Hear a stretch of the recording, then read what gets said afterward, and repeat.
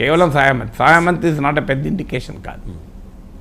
Right sir. ఇక రాష్ట్ర అభివృద్ధికి సహకరిస్తామని చెప్పి మోదీ, అమిత్ షా నాకు మాట ఇచ్చారు అని చెప్పి శాసనసభ పక్ష నేతగా ఎన్నికైన సందర్భంగా చంద్రబాబు నాయుడు చెప్పిన మాట సార్. సో ఏం సహాయం అవసరం అంటే గతంలో కూడా 2014 ఎన్నికలకు ముందు ఇదే హామీ ఇచ్చారు, అప్పుడు నెరవేర్చలే, మరి ఇప్పుడు ఇస్తుందా అంటే మీరు అన్నట్లు మాట ఇప్పటికి కొత్తగా ఇచ్చిందేం లేదు. విభజన చట్టంలో ఉంది అంటే మాట ఇవ్వచ్చినట్టే ఇవ్వనట్ట ఇచ్చినట్టు చంద్రబాబు నాయుడు మోడీ అమిత్ షా మాట ఇచ్చి పక్క పెట్టాడు, అది పర్సనల్. అసలు it is by an act of parliament కదా. ఆ యాక్ట్ ఆఫ్ పార్లమెంట్ను భారతీయ జనతా పార్టీ సమర్థించిన చట్టం కదా. ఆ చట్టంలో ఉన్నదానికి దిక్కులేదు కదా. ఆ చట్టంలో ఉన్నాయి మొదలు మీరు విభజన చట్టంలోనే అమలు చేశారా నా సూటి ప్రశ్న. తర్వాత చంద్రబాబు నాయుడు మోడీ అమిత్ షా ఇచ్చిన హామీల గురించి మాట్లాడదాం. మొదలు చట్టంలో ఉన్నది. చట్టంలో ఏముంది? రైల్వే జోన్ ఉంది. ఏమన్నారు తెలివిగా? రైల్వే జోన్ ఏర్పాటు చేస్తామని చెప్పలేదు కదా, ఫీజిబిలిటీ స్టడీ చేస్తామన్నారు. ఫీజిబిలిటీ స్టడీ చేస్తాం, ఫీజిబుల్ కాదని కంక్లూషన్కి వచ్చామంటారు. బాబు చట్టంలో రాసుకునేటప్పుడు ఏదైనా చేస్తామన్నారు. చట్టం ఎప్పుడు కూడా అలాగే డ్రాఫ్టింగ్ ఉంటుంది. దట్ డజంట్ మీన్ ఆ ఆధారంగా చేసుకొని చేయమని కాదు కదా. పెట్రోకెమికల్ కాంప్లెక్స్ చట్టంలో ఉంది, వచ్చిందా? కడప స్టీల్ ప్లాంట్ చట్టంలో ఉంది, వచ్చిందా? రైల్వే ప్రాజెక్టులకు సపోర్ట్ చేస్తామని చట్టంలో ఉంది, వచ్చిందా? మీకు విశాఖ చెన్నై ఇండస్ట్రియల్ కారిడార్ చట్టంలో ఉంది, వచ్చిందా? మీకు రెవెన్యూ లోటు తీర్చడం చట్టంలో ఉంది, పూర్తిగా వచ్చిందా? పోలవరం పూర్తి చేయాలని చట్టం ఉంది, 10 ఏళ్ళైనా పూర్తి కాలేదు కదా. ఇవన్నీ దుగ్గరాజపట్నం పోర్టు చట్టంలో ఉంది, ఎంతవరకు అయింది? సో చట్టంలో ఉన్న రైల్వే ప్రాజెక్టులు కంప్లీట్ అయ్యా? చట్టంలో పారిశ్రామిక రాయితీలు కంప్లీట్ ఇచ్చారా? చట్టంలో వెనుకబడిన ప్రాంతాల అభివృద్ధికి మౌలిక వసతుల కల్పనకు సపోర్ట్ చేస్తామనింది. ఎంత ఇచ్చారు? 50 కోట్లు ఇచ్చారు. సో దాంతో మౌలిక వసతులు వస్తే 50 కోట్లతో మీరు మొదలు విభజన చట్టంలో ఒక్కసారి విభజన చట్టం చదివి ఆంధ్రప్రదేశ్ కొత్తగా గెలిచిన ఎమ్మెల్యేలు, ఎంపీలు అయ్యే ఈ విభజన చట్టం అమలై 10 ఏళ్ళు అయింది. 10 ఏళ్లలో 4 ఏళ్ళు ఎన్డీఏ ప్రభుత్వం కేంద్రంలో ఉంది, రాష్ట్రంలో ఉంది. 10 ఏళ్ళు కేంద్రంలో ఎన్డీఏ ప్రభుత్వమే ఉంది. 25 మంది ఎంపీలు టీడీపీ అయినా వైసీపీ అయినా బీజేపీకి సపోర్ట్ చేశారు. అయినా ఆంధ్రప్రదేశ్ దక్కింది ఏంటి? సో దీనికి ఆన్సర్ ఉండాలి కదా. సో ఇప్పుడు చంద్రబాబు నాయుడు మాకు చెప్పారు అంటే అది అవుతుంది అని కాలేదు అని నేను చెప్పడం కాదు, చంద్రబాబు నాయుడు చెప్పాడు కదా. నాకు తెలిసినంత వరకు మోడీ మొదటి 4 ఏళ్ల తర్వాత మోడీ ఆంధ్రప్రదేశ్కి ఇచ్చిన హామీలు అమలు చేయలేదు, మాకు మోసం జరిగింది, అన్యాయం చేశారు అనే కదా టీడీపీ బయటకు వచ్చింది, ధర్మ పోరాట దీక్షలు చేసింది. మరి చంద్రబాబు నాయుడు ముఖ్యమంత్రిగా దిగిన తర్వాత ఇచ్చారా? అంటే జగన్మోహన్ రెడ్డి టైంలో ఇచ్చారని కనుక తెలుగుదేశం చెప్తే నాకు అభ్యంతరం లేదు. లెట్ తెలుగుదేశం టెల్, మా టైంలో ఇవ్వలేదు మోడీ, కానీ జగన్మోహన్ రెడ్డి టైంలో పూర్తిగా ఇచ్చారు, ఫుల్గా ఇచ్చారు అని చెప్పమనండి. అంటే యాజ్ ఆఫ్ నౌ ఇవ్వలేదనే కదా టీడీపీ అఫీషియల్ స్టాండ్. ఇవాళ వాళ్ళు పొత్తులో ఉన్నారు కనుక అడగరు, మాలాంటి వాళ్ళు పొత్తులు లేదు కనుక రాష్ట్ర ప్రజల తరఫున బహిరంగంగా అడుగుతాం. ఎవరు ఎన్ని ట్రోలింగ్ చేసినా భయపడేది లేదు, ఎందుకంటే అది రాష్ట్ర హక్కుల గురించి సంబంధించింది. సో చంద్రబాబు నాయుడే చెప్పాడు కదా ఏమి చేయలేదని. సో నేనేమంటున్నా, చంద్రబాబు నాయుడు చెప్పింది అడుగుతున్నా, నేను వేరే ఏమంటలేదు. మోడీ చేయలేదు, మోసం చేశాడు మోడీ, ఆంధ్రప్రదేశ్కి అన్యాయం చేశారు అని చెప్పి చంద్రబాబు నాయుడు ధర్మ పోరాట దీక్షలు చేశారు. మామూలు దీక్షలు కాదు కదా, అనేక చోట్ల ధర్మ పోరాట దీక్షలు చేశారు. ఆ ధర్మ పోరాట దీక్షల తర్వాత మరి ఏమైనా మోడీ జగన్మోహన్ రెడ్డి కాలంలో ఇచ్చారా? నాకు తెలిసిన వరకు తెలుగుదేశం అయితే జగన్మోహన్ రెడ్డి కాలంలో ఇచ్చారని చెప్పదు. జగన్మోహన్ రెడ్డి కేంద్రం నుంచి బ్రహ్మాండంగా తెచ్చాడని అయితే టీడీపీ అనదు. వైసీపీ అంటది, వైసీపీ బడ్జెట్లో కూడా చెప్పుకుంది కేంద్రం సహకారంతో చాలా చేశామని. సో టీడీపీ అయితే అంగీకరించదు. మరి ఎప్పుడు చేశాడు ఈ 10 ఏళ్ళలో ఇచ్చిన హామీలు? సో ఇప్పుడు మరొకసారి మాకు చెప్తున్నారు, అయ్యా పార్లమెంటు సాక్షిగా కదా వెంకయ్యనాయుడు, అరుణ్ జైట్లీ మాట్లాడి ప్రత్యేక హోదా గురించి ఇప్పించింది. బీజేపీ సభ్యులు లేవనెత్తితే కదా, మనం వెంకయ్యనాయుడు లేవనెత్తితే కదా ప్రత్యేక హోదా మీద ప్రైమ్ మినిస్టర్ స్టేట్మెంట్ ఇచ్చారు. దానికి ఏమన్నారు? ప్రత్యేక హోదా చట్టంలో లేదు అన్నారు.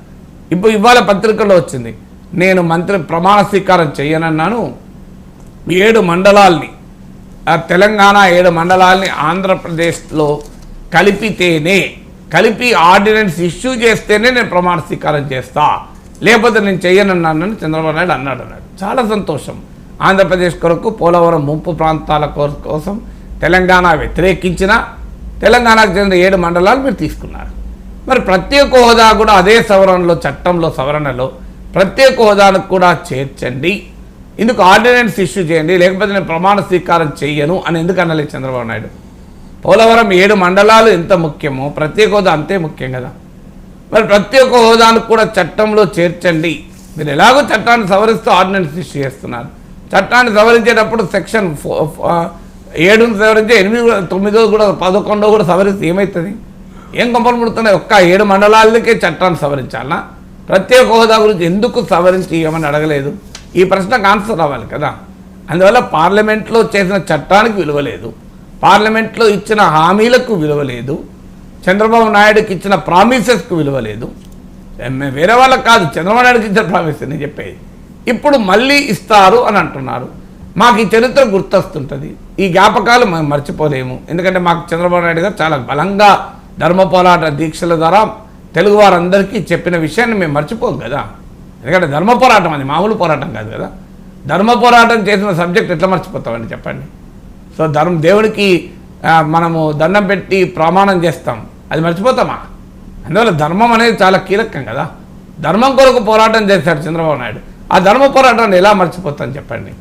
సో అందువల్ల ఇప్పటికైనా అడిగేది, ఎస్ ఆ మోడీ అమిత్ షా చెప్తే సంతోషం, కానీ అల్టిమేట్గా చేసిన దాన్ని బట్టి ఉంటాం. అమరావతి విషయంలో కేంద్ర ప్రభుత్వం చేసిన వ్యవహారం మాకు తెలియదా? సో కేంద్ర ప్రభుత్వం వ్యవహారం తెలుసా? ఏం జరిగింది అసలు? నాకు నిన్న ఏబిఎన్లో డిస్కషన్, మీ కుటుంబరావు గారు ఉన్నారు, అసలు ఆయన చెప్తున్నారు నోటిఫై కూడా కాలేదట ఇప్పటికీ, ఇంకా గెజిట్ నోటిఫికేషన్ రాలేదట అమరావతి. నాకు తెలియదు సబ్జెక్ట్ నిజంగా కూడా. అమరావతి పైన గెజిట్ నోటిఫికేషన్ రాలేదట ఈ 10 ఏళ్ళుగా. మరి ఎందుకు గెజిట్ నోటిఫికేషన్ రాలేదు? ఆయన సబ్జెక్ట్ నాకు తెలియదు. కుటుంబరావు గారు ఏబిఎన్ ఛానల్లో చెప్పింది చెప్తున్నాను నేను. సో డిబేట్లో చెప్పాడు. అంటే అది కేవలం పార్లమెంట్లో మాత్రం ఆన్సర్ ఇచ్చారట. ఏది గల్లా జయదేవ్ అడిగిన ప్రశ్నకు రాజధాని ఏది అని. మరి గెజిట్ నోటిఫికేషన్ కూడా ఇవ్వకపోతే ఆశ్చర్యమే. ఎందుకంటే కుటుంబరావు చెప్పాడంటే బహుశా నిజమే అయ్యి ఉండాలి. నేను వెరిఫై చేయలేదు, ఎందుకంటే ఆయన ప్లానింగ్ బోర్డు వైస్ చైర్మన్గా ఉన్నాడు, కొంత academic, is not a straight politician కాదు కనుక బహుశా that should be true. So ఎందుకంటే మరి అమరావతిని 10 ఏళ్ళుగా రాజధానికి, అంటే 5 ఏళ్ళు చంద్రబాబు నాయుడు ఉన్న సమయంలో కూడా నోటిఫై చేయలేదు. అది ఇంకా ఇంపార్టెంట్ విషయం. 5 ఏళ్ళు చంద్రబాబు నాయుడు ఉన్న సమయంలో మరి ఎందుకు నోటిఫై చేయలేదో నాకు తెలియదు. నోటిఫై చేయలేదని కుటుంబరావు గారు అన్నారు కనుక నేను అంటున్నా, అది సబ్జెక్ట్ టు వెరిఫికేషన్. సో అందువల్ల ఇప్పటి వరకు ఉన్న పోలవరం ఎందుకు పూర్తి కాలేదు? పోలవరం జాతీయ హోదా కదా, మనది కాదు కదా. ఆంధ్రప్రదేశ్ ప్రభుత్వ బాధ్యతే కాదు అది. అది చంద్రబాబు నాయుడు అడిగాడు, ఆయన మీద నమ్మకంతోనో గౌరవంతోనో అప్పచెప్పారు. దానికి నిధులు పునరావాసానికి ఇప్పటికీ నిధులు ఇస్తలేరు. పునరావాసానికి నిధులు ఇస్తారా లేదా చెప్పమనండి. విశాఖ స్టీల్ ప్లాంట్కి ఇప్పుడు గనులు కావాలి, ఇనుప ఖనిజం కానీ ఎందుకు ఇవ్వరు? మీరు టాటాలకు ఇస్తారు, మిట్టలకు ఇస్తారు, విదేశీ కంపెనీలకు ఇస్తారు, మన విశాఖ స్టీల్ ప్లాంట్కి ఇవ్వరా? ఇప్పుడు ఉక్కు మంత్రి మనవాడే, గనుల మంత్రి మనవాడే, పరిశ్రమల మంత్రి మనవాడే. ఉక్కు గనులు పరిశ్రమలు మనవాళ్ళే ఉన్నప్పుడు ఎందుకు రాదు మనకు కానీ? సో ఈ పాయింట్ అడగాలి కదా, చంద్రబాబు నాయుడు నిలదీయాలి. మాకు విశాఖ స్టీల్ ప్లాంట్కి ఇనుప ఖనిజం ఇవ్వాల్సిందే. ఎందుకంటే ఇనుప ఖనిజం ఇస్తే 500 రూపాయలు అయితే రా మెటీరియల్ కాస్ట్, అది లేకపోవడం వల్ల 5,000 అవుతుంది. 10 times 8 times, ఒక్కోసారి అయితే కొన్ని సందర్భాల్లో అయితే 10 రెట్లు ఉంటుంది raw material cost. Steel plant వయబిలిటీకి అది చాలా కీలకమైన అంశం, అందరూ ఒప్పుకునే అంశమే కదా ఇది. మరి ఆ పని ఎందుకు కాదు? ఇప్పుడు కాకపోతే ఇంకెప్పుడు అవుతుంది? మోడీకి చంద్రబాబు నాయుడు అవసరం ఉన్నప్పుడే కాకపోతే ఇంకెప్పుడు అవుతుంది చెప్పండి. ఎందుకు బుల్లెట్ ట్రైన్ అహ్మదాబాద్కు ముంబైకి మధ్యలోనే నడుస్తుంది? ఎందుకు మా విజయవాడ విశాఖపట్నం మధ్య నడవద్దా బుల్లెట్ ట్రైన్? అహ్మదాబాద్ ముంబై మధ్యలోనే బుల్లెట్ ట్రైన్ నడచడానికి స్కోప్ ఉంటుందా? మా విజయవాడ విశాఖపట్నం మధ్యలో బుల్లెట్ ట్రైన్ నడవాల్సిందే. ఎందుకంటే మా చంద్రబాబు నాయుడు మద్దతుతో మోడీ ఆడ కూర్చున్నారు.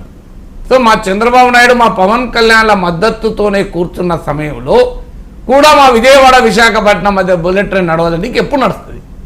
ఎప్పుడు బుల్లెట్ ట్రైన్ నడిస్తే కేవలం ట్రైనే కాదు, చాలామంది తెలియదు. ఇవాళ బుల్లెట్ ట్రైన్ ఎంబడి మీకు పెద్ద కారిడార్, మ్యాసివ్ ఇండస్ట్రియల్ కారిడార్, మీరు గూగుల్లో కొట్టి చదవండి కావాలంటే ఎన్ని పరిశ్రమలు వస్తాయో చూడండి మీరు. అసలు ఫార్మా నుంచి మొదలుకొని చిప్ మేకింగ్ వరకు ఆ ఇండస్ట్రియల్ కారిడార్ చుట్టూ వచ్చాయి. మరి అలాంటి ఇండస్ట్రియల్ కారిడార్ మాకెందుకు వద్దు? మా విజయవాడ విశాఖపట్నం మధ్యలో మా పవన్ కళ్యాణ్, మా చంద్రబాబు నాయుడు వల్లనే కదా ఇవాళ మీరున్నారు, మోడీజీ. సో మా తెలుగు ఎంపీల వల్లనే కదా, మా పురంధేశ్వరి, మా శ్రీనివాస వర్మల వల్లనే కదా మీరు ఆడ అధికారులు, మా కిషన్ రెడ్డి, మా బండి సంజయ్, మా ఈటల రాజేందర్, మా డీకే అరుణ వల్లనే కదా. ఇలా ఈ 29 మంది లేకపోతే మోడీ ప్రభుత్వం ఉంటుందా నాకు చెప్పండి, తెలుగు ఎంపీ లేకపోతే? రెండు ఆంధ్రప్రదేశ్ తెలంగాణ కలిస్తే ఎన్డీఏ ఎంపీలు 29 మంది ఉన్నారు, అవునా కదా? ఈ 29 మందిని మేనేజ్ చేయండి, మీకు ఇమీడియట్గా మీకు 164 264 పడిపోతుంది. మోడీకి మెజార్టీ ఉండదు. అయ్యా మా ఎంపీల మద్దతుతో మీరు అధికారంలో ఉన్నప్పుడు కూడా మాకెందుకు బుల్లెట్ ట్రైన్ రాదు? మా హైదరాబాద్ టు విశాఖపట్నం ఒక బుల్లెట్ ట్రైన్ విజయవాడ మీదుగా వేశారనుకోండి, ఎంత అద్భుతంగా డెవలప్ అవుతుంది ఈ ప్రాంతం అంతా. ఇప్పుడు హైదరాబాద్ విజయవాడ నుంచి మొదలుకొని విశాఖపట్నం వరకు ఇండస్ట్రియల్ కారిడార్ డెవలప్ అవుతుంది కదా, ఎందుకు చేయకూడదు? సో మీరు బెంగళూరు మెట్రోకు ఎన్నికలు ఉన్నప్పుడు కేరళలో పార్టీ బలం పెంచుకోవడానికి కొచ్చిన్ మెట్రోకు మీరు మోడీ ప్రభుత్వం నిధులు ఇచ్చింది. మా విజయవాడ మెట్రోకు, మా విశాఖపట్నం మెట్రోకి ఎందుకు నిధులు ఇవ్వరు? నేను ఇవాళ హైదరాబాద్ మెట్రో విస్తరణకు ఎందుకు నిధులు ఇవ్వరు? పోనీ విజయవాడ విశాఖపట్నంకి మెట్రో అవసరమా లేదా? దీనికి ఆన్సర్ ఉండాలి కదా. సో అమరావతి లాంటి ఒక మహానగర నిర్మాణం అసలు చరిత్రలో ఉన్న రాజధాని ఎక్స్పాండ్ చేస్తారు తప్ప ఒక గ్రీన్ ఫీల్డ్ సిటీ, ఒక కంప్లీట్లీ న్యూ సిటీ నిర్మాణానికి చంద్రబాబు నాయుడు పూనుకుంటుంటే మీరు 1,100 కోట్లు చేతులు దులుపుకుంటారా? మేము ఏదో అసెంబ్లీ బిల్డింగ్కి ఇస్తాం, సెక్రటరీ బిల్డింగ్కి ఇస్తాం, హైకోర్టు బిల్డింగ్కి ఇస్తాం, మాకు సంబంధం లేదని. అయ్యా మీ $5 ట్రిలియన్ ఎకానమీకి మా లోకేష్ చెప్పినట్లు ఒక $1 ట్రిలియన్ ఆంధ్రప్రదేశ్ ఎకానమీ కంట్రిబ్యూట్ చేయదా? అందువల్ల ఇలా అమరావతి కనుక డెవలప్ అయితే ఒక వైబ్రెంట్ ఎకనామిక్ సిటీగా దాని అడ్వాంటేజ్ వికసిత భారత్ ఉండదా? మీరు గుజరాత్లో గిఫ్ట్ సిటీని సృష్టించిన వారు అమరావతి ఎందుకు సృష్టించారని అడుగుతున్నాను. ఇప్పుడు విశాఖపట్నాన్ని ఫిన్టెక్ క్యాపిటల్గా చేయాలన్నది చంద్రబాబు నాయుడు స్వప్నం. మరి ఫిన్టెక్ క్యాపిటల్గా విశాఖపట్నం ఎందుకు గిఫ్ట్ సిటీ ఉండాలా ఫిన్టెక్ క్యాపిటల్గా? అంటే వేదాంత చిప్ మేకింగ్ కావాలంటే అది గుజరాత్కే పోవాలి, టాటా ఎయిర్ బస్ కావాలంటే అది గుజరాత్కే పోవాలి. అయ్యా మరి మాకెందుకు వద్దు చిప్ మేకింగ్? మా ఎలక్ట్రానిక్స్ ఇండస్ట్రీ లోకేష్ చెప్పాడు కదా మా ప్రియారిటీ అని. ఎందుకు శ్రీ సిటీ నుంచి తిరుపతి వరకు మీకు విజయవాడ వరకు? సో ఆడ ఆల్రెడీ ఎలక్ట్రానిక్ ఇండస్ట్రీ ఇన్ఫ్రాస్ట్రక్చర్ ఉంది కదా, అది చేయండి, ఎందుకు చేయకూడదు? డిఫెన్స్ కారిడార్ మీరు బుందేల్ఖండ్కి ఇచ్చారు, మీరు ఎందుకు ఇవ్వకూడదు? హైదరాబాద్ నుంచి కర్నూలు వరకు ఇవ్వండి. Hyderabad already defence eco system ఉంది కదా, మీకు కర్నూలు డెవలప్ కావాలి కదా. చంద్రబాబు నాయుడు ప్రామిస్ చేశాడు కదా కర్నూలుకు డిఫెన్స్ ఇండస్ట్రీ ఇస్తామని. సోలార్ ఏదో పరిశ్రమ ఇచ్చారు, దాంట్లో పెద్ద ఉద్యోగాలు లేవు. ఎందుకు? కర్నూలు శ్రీబాగ్ ఒప్పందం ఉంది కదా. కర్నూలు ప్రతిసారి అన్యాయానికి గురైంది కదా, ఒక్కసారి కాదు కదా, 2 సార్లు హైదరాబాద్ ఆంధ్ర రాజధాని ఆంధ్ర నుంచి ఆంధ్రప్రదేశ్కు మారినప్పుడు కర్నూలు నష్టపోయింది, ఆంధ్రప్రదేశ్ మళ్ళీ విడిపోయినప్పుడు నష్టపోయింది. మరి ఆ కర్నూలుకి ఎందుకు డిఫెన్స్ ఇండస్ట్రీ రాకూడదు? డిఫెన్స్ ఇండస్ట్రీ ప్యూర్లీ కేంద్ర ప్రభుత్వం నిర్ణయం కదా, కేంద్ర ప్రభుత్వం తలుచుకుంటే రేపు పొద్దున్న వస్తాయి కదా. ఇవన్నీ మళ్ళీ గుజరాత్కి నార్త్కి ఎందుకు వెళ్ళాలి? ఎందుకు? బుందేల్ఖండ్కి డిఫెన్స్ కారిడార్ వెళ్తుంది, హైదరాబాద్కు ఉండదు. హైదరాబాద్లో మీకు మిసైల్స్ తయారు చేస్తాయి. హైదరాబాద్ టు కర్నూలు వరకు, కర్నూలు దాటి అనంతపురం వరకు కూడా డిఫెన్స్ కారిడార్ పెట్టండి, దీనివల్ల అడ్వాంటేజ్ అవుతుంది కదా మీకు. అందువల్ల ఒక స్పెషల్ హార్టికల్చర్ జోన్ ఇవ్వండి రాయలసీమకు, ప్రత్యేకమైన స్పెషల్ ఎంప్లాయ్మెంట్ జోన్ క్రియేట్ చేయండి కేవలం ఉపాధి కొరకు. ఎందుకంటే చంద్రబాబు నాయుడు 20 లక్షల ఉద్యోగాలు ఇస్తానన్నాడు, అందుకు మోడీ సహకారం ఉండకూడదా? మీరు ఒక పెద్ద ఐటీ హబ్ ఇవ్వండి.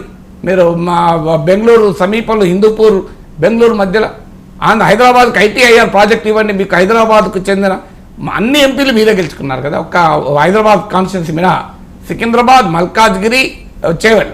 మరి హైదరాబాద్కి ఐటీఐఆర్ ప్రాజెక్టు రద్దు చేశారు, దానికి ఈక్వల్ ఎందుకు ఇవ్వరు? అందువల్ల ఖచ్చితంగా అమిత్ షా, మోడీ, చంద్రబాబు నాయుడుకి ఏం చెప్పాడో నాకు తెలియదు, కానీ we will decide by actions. 10 ఏళ్ళు తెలుగువారు అనుభవించారు, ఇంకా మాటలకు, ముచ్చట్లకు, హామీలకు, ప్రామిసెస్కు, వ్యాఖ్యానాలకు, ప్రకటనలకు కాదు. మళ్ళీ చంద్రబాబు నాయుడు 4 ఏళ్ల తర్వాత మళ్ళీ అన్యాయం మనకు జరిగింది తెలుగువారికి, మళ్ళీ మోడీపై ధర్మ పోరాటం చేద్దాం అంటే మాకు ఓపిక లేదు. ఇప్పటికే ధర్మ పోరాటాలు చేసి చేసి చేసి అలసిపోయాం. అందువల్ల చంద్రబాబు నాయుడుకి ఆ పరిస్థితి రావద్దని కోరుకుందాం. మళ్ళీ కరెక్ట్గా 2029 ఎన్నికలకు ముందు 2028 ఆ ప్రాంతంలో మళ్ళీ మోడీ ఇక రాడు అని అనుమానం వస్తే, మళ్ళీ తెలుగువారికి అన్యాయం జరిగింది, మనం ధర్మ పోరాటాలు చేద్దాం అని మళ్ళీ రోడ్డు మీదకి వచ్చే ఓపిక తెలుగువారికి లేదు. వీ నీడ్ ఇప్పుడు మా ఎంపీల మద్దతుతో మోడీ ప్రభుత్వం ఉంది కనుక తెలుగువారికి న్యాయం జరగాలి. తెలుగు జాతికి ప్రతినిధి చంద్రబాబు నాయుడు, ఆంధ్రప్రదేశ్ ముఖ్యమంత్రి కావచ్చు, చంద్రబాబు నాయుడు కూడా చెప్పాడు కదా. అందువల్ల మోడీ సాయం చేయమని అడుగుతున్నాం, కానీ let us not delay it. Delay అయ్యేది మళ్ళీ ధర్మ పోరాటాలకు పోయే పరిస్థితి తెచ్చుకోకూడదు.